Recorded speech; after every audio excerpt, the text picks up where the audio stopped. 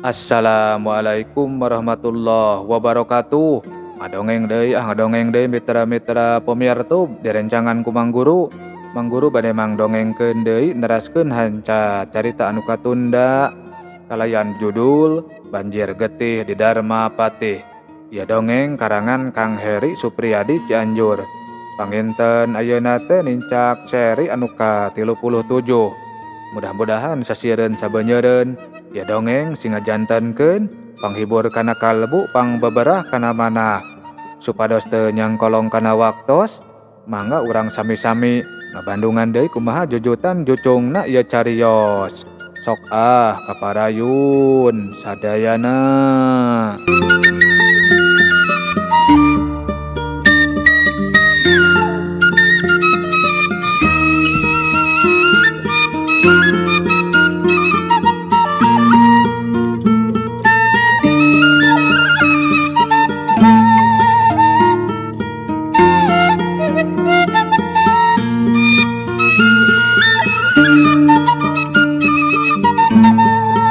Mitra-mitra pemirsa dongeng Mang Guru, sanapina Prabu Ungkara tetela di rohangan utama karaton geus loba abdi dalem anu ngariung kaasup Ki Ujat Nyi Manik jeung Mbah Goncrang. Samalah mah teu saeutik anu karek pating torojol oge padaneang tur pada ngabejaan tayohna mah. Bade ngabadantenkeun perkawis hasil nepangan Prabu Dangdang teh ya Ki Pati Agung, tanya Prabu Ungkara sagekna dina kursi anu ngajajar di eta rohangan. Ladas pisan Kangjeng Prabu, nyanging saya mah urang antosan heula we jugi ka kampal sajayanya. Ki Patih Sampala sareng Raden Aji oge acan sarumping geuning. Geus aya anu ngabejaan Ki Patih Sampala di rohangan tabib, ceuk Prabu Ungkara rutret ka anu keur aya di dinya. Rantos Kangjeng Prabu, tembal saurang abdi dalem. Alus, perkawis Raden Aji mah sawios teu kedah diganggu, ceuk Prabu Ungkara deui. Kituna teh ditungtungan ku nyarita deui ka Ki Cakra. Nya Kangjeng Prabu, ceuk Ki Cakra rada kurang keruung. Hawatos nuju uplek ngobrol sareng pun anak Ki Pati Agung. Anu kasep teh nyuju apel, ceuk Ki Cakra ditungtungan ku surungah serengeh. Wah, rum cupu atuh sareng Nyi Mas Wening mah. Nya, sugan we atuh jodona nya. Anu keur ngariung di eta rohangan jadi loba anu pating kecawis jeung pada baturna. Ari Prabu Ungkara mah ngan saukur surungah serengeh dibarengan ku unggut-unggutan. Teu lila antarana ngurunyung Ki Patih Sampala anu dituturkeun ku Nyi Mas Pandani. Kumaha prajurit anu taratu teh Nyi Mas Pandani, tanya Prabu Ungkara. Mangsa Nyi Mas Pandani geus diuk dina tempatna. Parantos dilanjongan sadayanya oge Kangjeng Prabu. Rada moloho Ki Cakra jeung sababara abdi dalem mah mangsa ngadenge kakecapan Nyi Mas Pandani anu beda pisan jeung samemehna teh. Nya pan ari samemehna mah ngomongna teh sok teugeg tur garihal. Ke. Lain maneh teh keur maluluh si Purwasesa jeung anu jadi anyaknya Panjani, ceuk Ki Cakra rada kurang keruung neuteub ka Nyi Mas Pandani. Parantos rengsek Ki Cakra, si Purwasesa sareng si Angkara mah parantos dijejabkeun ka nyaraka. Paroman Nyi Mas Pandani estuni ngagambarkeun kasugema. Ki Cakra jeung anu sejena mah ngan bati silih reret semu kararung siga anu surti kalayan teu kungsi dipentah heula. Ngandarak-dak we Nyi Mas Pandani nyaritakeun pangalamanana mangsa keur adu hareupan jeung Prabu Purwasesa katut Raden Angkara. Cah kicu, uncung harita teh abdi diculungan ku Raden Aji. Kumargi ngaraos kahutangan buji anu sakaligus ngaraos kahutangan nyawa. Mangkati harita abdi janji si jago mati ka Raden Aji, ceuk Nyi Mas Pandani mungkas caritana. Masya Allah, Allahu Akbar. Teu saeutik anu nepi ka gogodeg sarengsena Nyi Mas Pandani nyaritakeun pangalaman anu karanapan ku dirina teh. Sararea oge jadi ngarti ayeuna mah tetela pangna sikap Nyi Mas Pandani robah teh.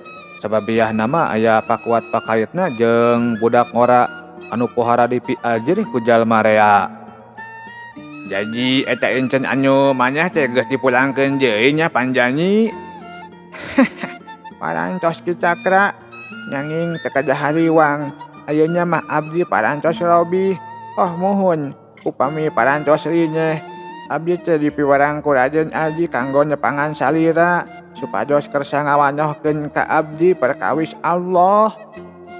Masya Allah, hayang asup Islam anjeun teh Panjani. Cek Ki Cakra siga anu pohara bungahna. Nyemas pandaningan saukur nemalan ku ungeuk kalayan paroman anu daria pisan.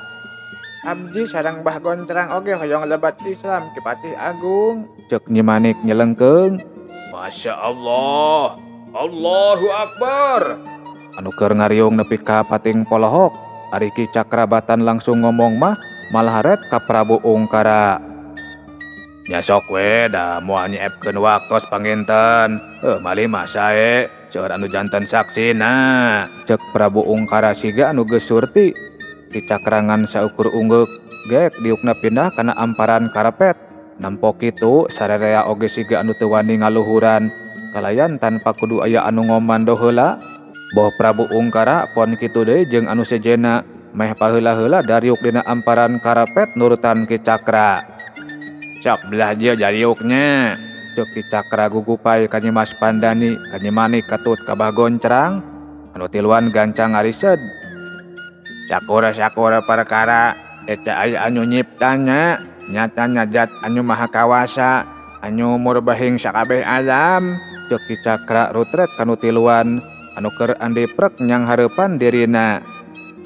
Leres pisan Ki Patih Agung, perkawis eta teh saleresna mah parantos lami kokolebatan wae dina emutan abdi. Mangsa nitenan wanci siang anu waktosna tara mayunan wengi. Mangsa nitenyan panyon poe anu tara lat enggoning meletek sareng sumurupna. Cacan deui sareng kajantenyan alam anu sanesna. Unggal nitenyan eta kajantenyan dinya diri teh sok timbul patarosan. Saha anu nyiptakeunnya nya? Anu tangtosna oge tingkatan elmunya pohara luhungnya. Raja Jin anu sarakti aya anu ngangken kana perkawis eta mah. Atuh ti bangsa jalmi anu sarakti oge aya saurang-urang acan anu ngangken sok ngatur lajunya panyon poe mah. Cek Nyi Manik nepikeun hasil tapakurna. Ajuh, sarua geuning pamanggih urang teh Nyai. Cek Mbah Gontrang neuteup ka pamajikanana. Prabu Ungkara jeung anu sejenna silih reret bari unggut-unggutan.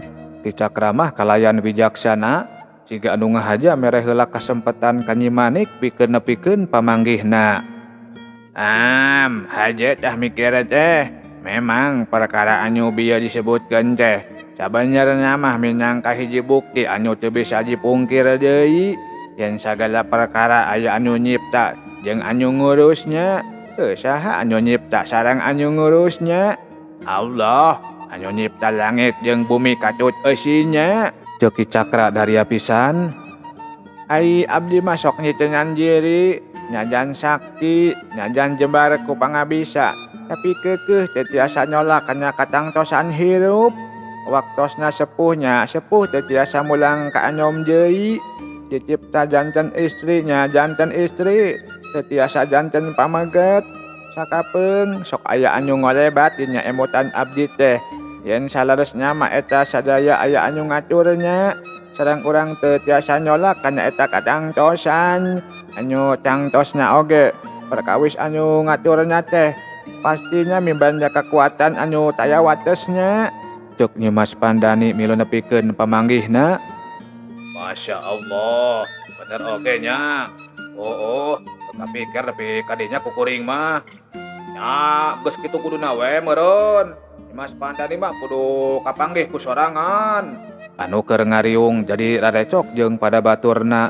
Rada jarempe deui sote, kedah we nempo Ki Cakra anu geus tatan-tatan rek nyarita. Alus Panjani alus. Perkara eta teh minangka hiji bukti anu kuat. Yen sabenernya anu kangarangan makhluk mah sajatinya teu walakaya. Usik Malik estunying kumaha Allah. anu maparingan sagala nikmat kana sakur-sakur perkara. Joki Cakra ngarandag heula nyaritana. Prabu Ungkara Kipati Sampala jeung anu sejena arunggut-unggutan tandani ngabenerkeun pisan.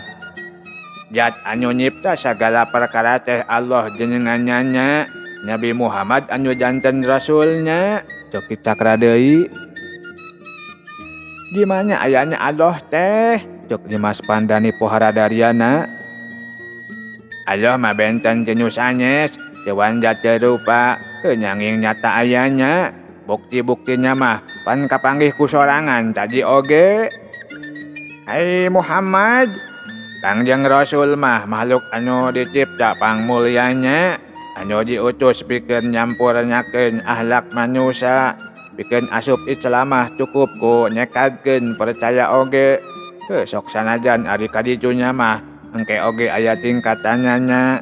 Bikin bukti ayana Rasulullah. Kapanan ayana oge ajaranna masih keneh aya.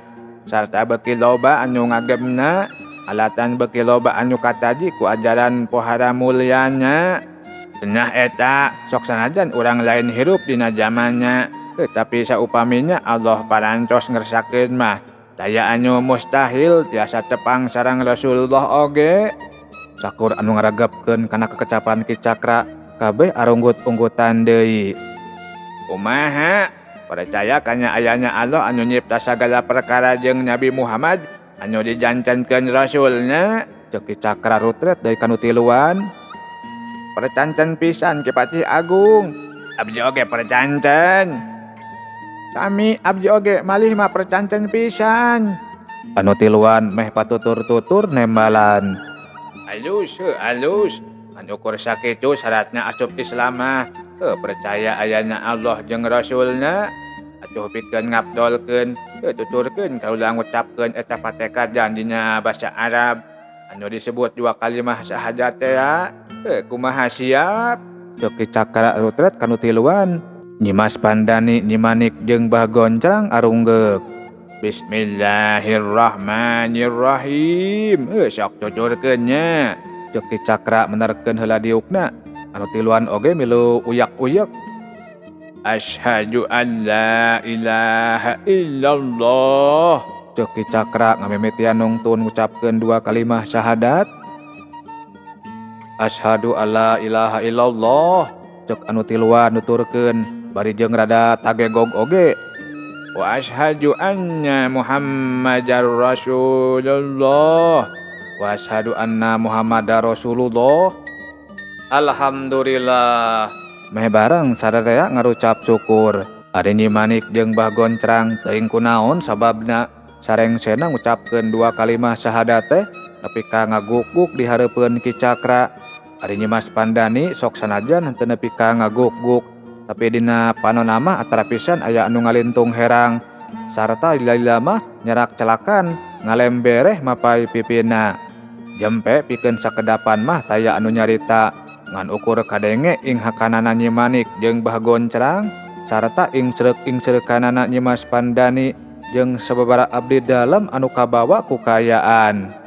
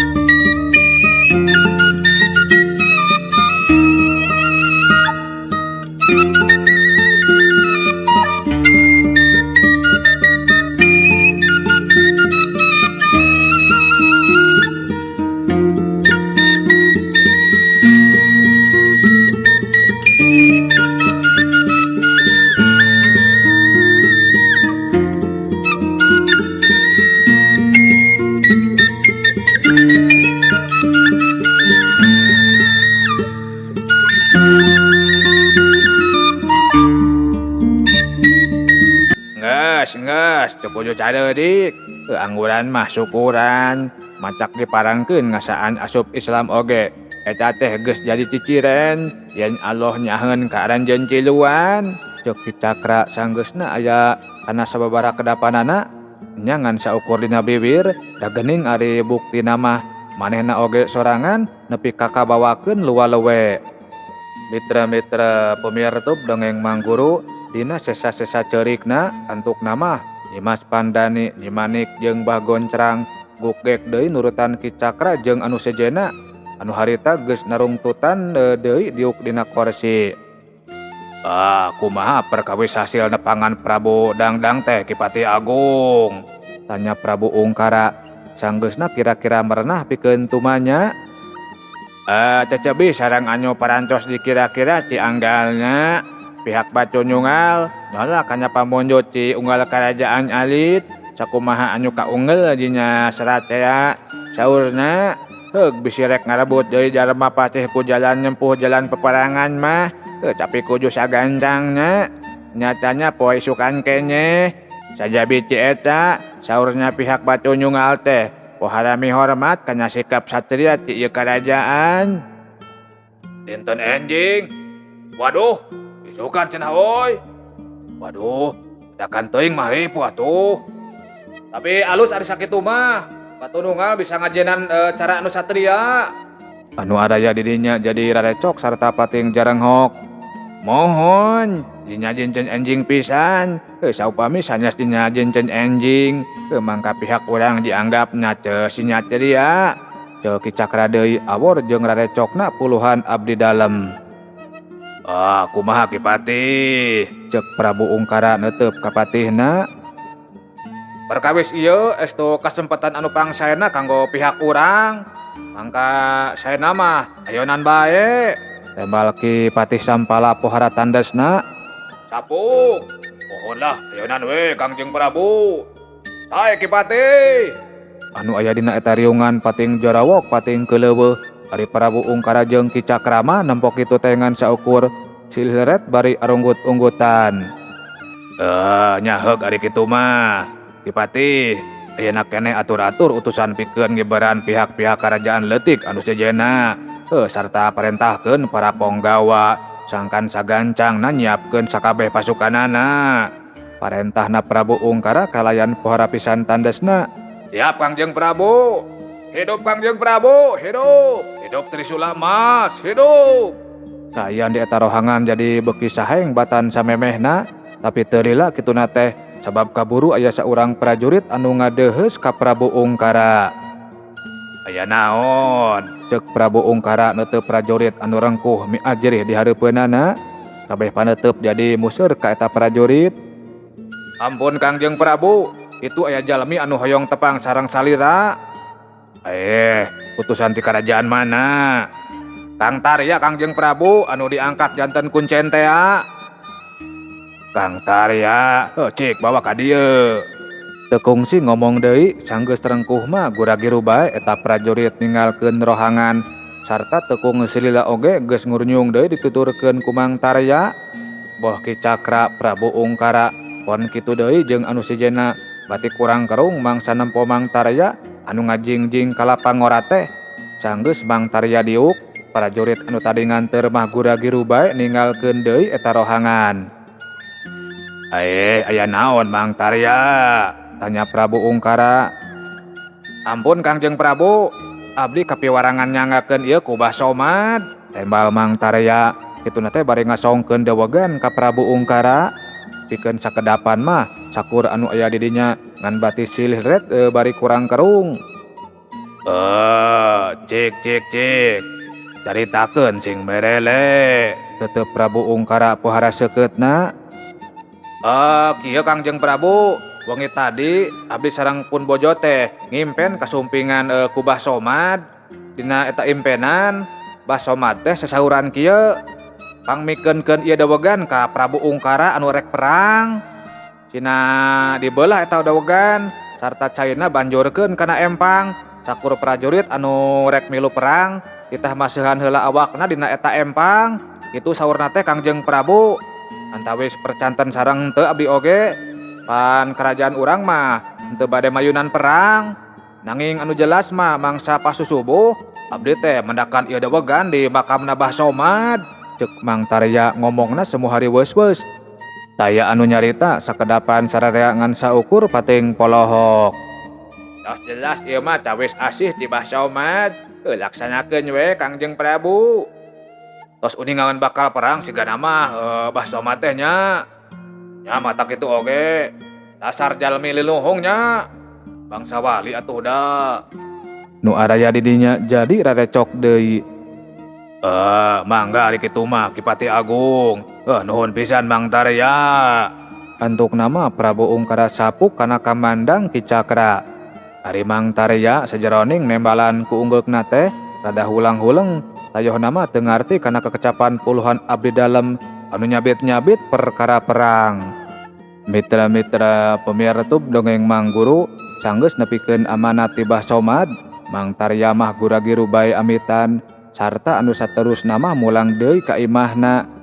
Atuh Prabu Ungkara Ki Cakra Kipati Sampala katut puluhan abdi dalem mah aruplek deui neruskeun babadamian ngeunaan sagala ancar-ancar anu rek dijalankeunana. Anjeun Nyi Manik jeung anjeun Jeuh Panjanyi bejaan pihak Balarampa. Kaula jeung Bah Goncrang rek ngabejaan ka Prabu Ruswanya. Ceuk Ki Cakra rutret ka anu diajak nyaritana.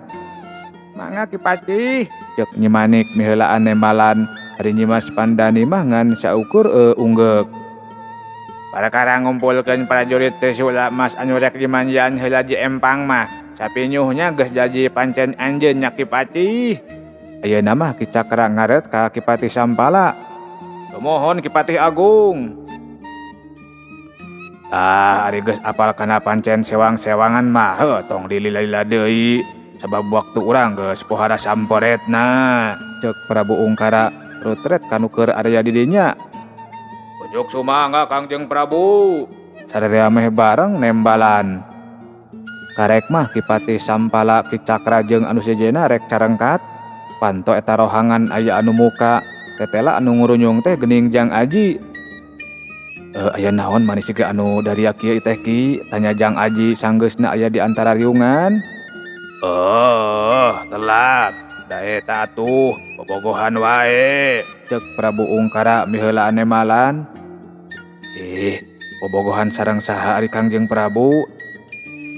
Ari di taman sareng si Wening nuju naon kitu. Ceuk Prabu Ungkara rada nyerenge.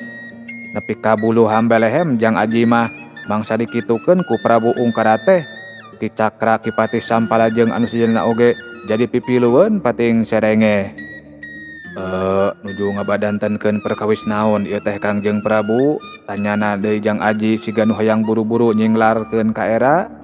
Gek sararea dariuk deui ngandarak-dak we Prabu Ungkara nyaritakeun sagala rupana dibantuan ku Ki Cakra ku Kipati Sampala jeung kunu sejenna. Jang Aji mah mendeng ngajenghok mangsa ngaragebkeun sakur caritaan ti jalma-jalma anu aya dina eta riungan teh. Upami kitu mah para prajurit ti karajaan anu sanes oge kedah diaribakan heula. Ceuk Jang Aji mangsa geus ngarti kana sagala jujutan perkarana. Lami atuh upami kitu mah Den. Mohon Raden, komo ti Balarampa mah kedah nyorang heula lalampahan anu pohara laminya. Mohon, jabatos samporet pisan waktosna oge. Piwarang ngempel di tempat anu parantos ditangtoskeun we ari para prajurit ti karajaan sanes mah. Prabu Ungkara Ki Cakra jeung anu sejenna pating celengkeung nembrakeun rasa teu satujuna. Pan seueur prajurit yen atuh naon sesahna kerahkeun we sadayana. Abdi yakin pisan pangna Bah Somad dugi ka miwarang kitu teh semata-mata demi keselamatan para prajurit. Atuh sadayana prajurit ti kerajaan anu sanes oge kedah diparhatoskeun kasalametanana. Teu adil upami mung prajurit Trisula Mas wungkul anu diperhatoskeun kasalametanana mah. Da para prajurit ti karajaan anu sanes oge sami-sami nandonkeun nyawa enggoning ngarojong perjuangan urang teh. Kedah pinter ngajenan jasa batur urang teh. Komo ieu mah aya sangkut pautna sareng nyawa, unggal kasalamatan nyawa prajurit tos janten kewajiban pamingpin kanggo merhatoskeun kasalametanana. Ceuk Jang Aji siga anu rada keheul. Aneh sakur anu area di dinya nepi ka tarungkul kasup Ki Cakra Ki Patih Sampala jeung Prabu Ungkara. Sok padahal anu ngomong teh ngan saukur budak jajaka anu sama sekali can nyekel kalungguhan naon di eta karajaan. Janten sadayana prajurit teh kedah diibakan heula sadayana Den, cek Prabu Ungkara siga anu era. Nya kedah mending keneh entong ngarebut deui Darmapati ari carana teu adil ka sapalih prajurit anu ngiring bajuang mah tembal jang aji pohara tandesna. Mangga upami kitu mah Raden. Nyimanyik bah goncrang, hayu urang kalun-alun, urang kerahkeun kabeh prajurit jin pikeun yang sakabeh prajurit di unggal kerajaan. Cek Ki Cakra ditungtungan ku Rutret kanu diajak nyaritana. Nyimanik jeung bah goncrang gancang arunggeuk geus kitu mah gancang bae Ki Cakra ninggalkeun eta rohangan dituturkeun ku Nyimanik jeung ku bah goncrang katut pun sejana anu kapapancenan pikeun iber ka kerajaan-kerajaan leutik anu sejena. Hapunten pisan kalapatan abdi Raden, cek Prabu Ungkara semut tungkul. Sumohon Raden, rumaos abdi lepat, cek Ki Patih Sampala sarua tungkulna. Mohon ayeuna mah saenggalna kempelkeun para prajurit urang kanggo diibakan supados engke sasumpingna prajurit-prajurit di kerajaan sanesna teh teu dugi ka pagelek-gelek teuing bilih corona. Unjuk sumangga Raden, cek Ki Patih Sampala hagat nyanggupan. Geus kitu mah gancang bae sararea burber ninggalkeun eta rohangan seja ngalaksanakeun pancen anu jadi tanggung jawabna sewang-sewangan. Cag heula nya hei. Sakitu anu kapihatur insyaallah sanes waktos ieu dongeng urang teraskeun deui. Manggurus jamit mungkur amit mundur billahi taufik wal hidayah. Wassalamualaikum warahmatullahi wabarakatuh. Cagah mios.